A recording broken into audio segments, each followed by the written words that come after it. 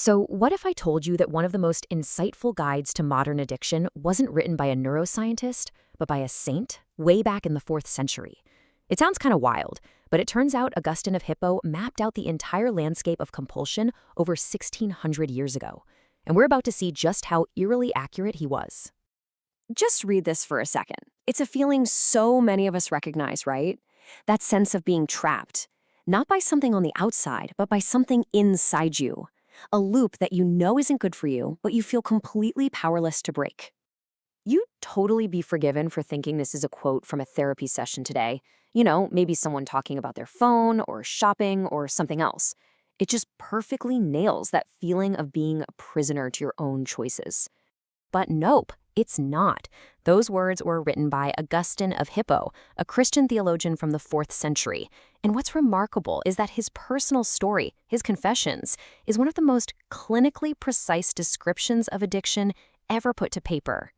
So how in the world does a saint's spiritual autobiography become a perfect case study for addiction? Well, we're going to unpack exactly how Augustine's struggle with what he called lust gives us this timeless blueprint for understanding pretty much any compulsive behavior. Augustine talked about his desires back then as this disorienting fog.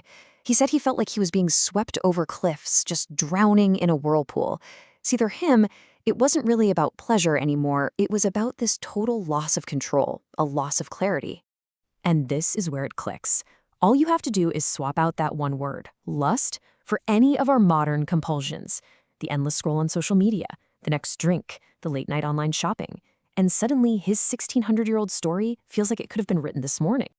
Okay, so how does this actually happen? Augustine didn't just describe the feeling of being trapped. He actually laid out a step-by-step map of how a single choice can forge a chain that turns into a prison. He called it the descent into necessity. So here's his 4-step process. It all starts with one simple, conscious choice, what he called a perverse will. Then that choice is acted on, and that becomes lust. You repeat that action enough times, and boom, you've got a habit. And finally, when you stop even trying to resist the habit, it morphs into necessity. And at that point, willpower is pretty much off the table. This line right here, it's probably his most famous because it just perfectly sums up the addicted mind. He's praying to God for self-control, but just, not yet. It's that deep internal war, the part of you that's desperate to change, and that other part that's whispering, okay, but just one more time. Now, this is where it gets really fascinating. Check out how Augustine's intuition was centuries ahead of modern neuroscience.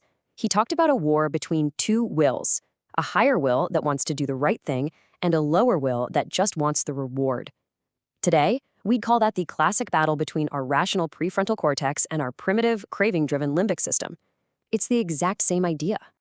All right, so if brute willpower is actually part of the problem, then what's the solution?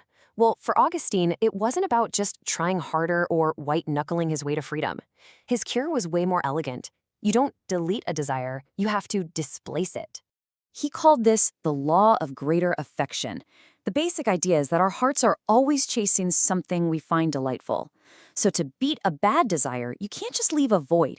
You have to find a superior delight, something so much more compelling and beautiful that the old craving just starts to look, well, kind of cheap and boring by comparison. And just look at this parallel. Augustine's quest for a higher delight is basically the ancient version of what modern therapists call substitution therapy. It's all about finding a healthier source of reward, like a hobby, exercise, or real community, that can actually compete for your brain's dopamine pathways. So how did he actually find this greater affection? Well, first, he had to quiet all the noise from his old life. He just knew, intuitively, that he needed to reset his brain's reward system. In other words, without even having the language for it, he put himself through what we would now call a dopamine fast. The one-to-one comparison here is just astounding. Modern protocols say to remove triggers from your home. Augustine literally left the city and went to a quiet country villa. They say to avoid friends who enable the behavior. He surrounded himself only with sober, thoughtful companions. They say to accept boredom and practice mindfulness. He swapped the high-stakes world of public speaking for quiet philosophy. He built his own recovery center. But man, it was not easy. He gives this incredibly visceral description of what psychological withdrawal feels like. He pictures his old habits as these little figures plucking at his clothes, whispering to him about everything he's about to lose. What's so key here is he's not just describing a craving, he's describing the deep, terrifying fear of a future without that thing. Okay, so let's bring all this home right into the 21st century. Augustine's big idea of the restless heart is, frankly, the perfect diagnosis for our modern world of endless stimulation, notifications, and distractions. What's just so cool is seeing how his theological terms translate perfectly into modern, secular language. His restless heart, that's what neuroscientists now call the dopamine-seeking circuit. His idea of disordered love, basically loving a small thing too much, is exactly what we call maladaptive reward seeking.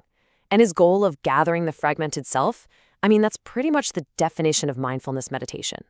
If you take one thing away from all this, it should probably be this insight right here.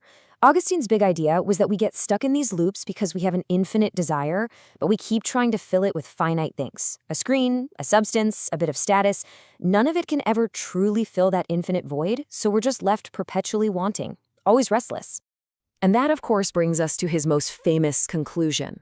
For him, the ultimate higher delight, the only infinite thing that could satisfy an infinite desire, was God.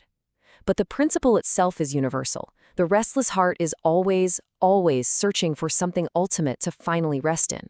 So, this ancient diagnosis leaves us with a very modern question to chew on.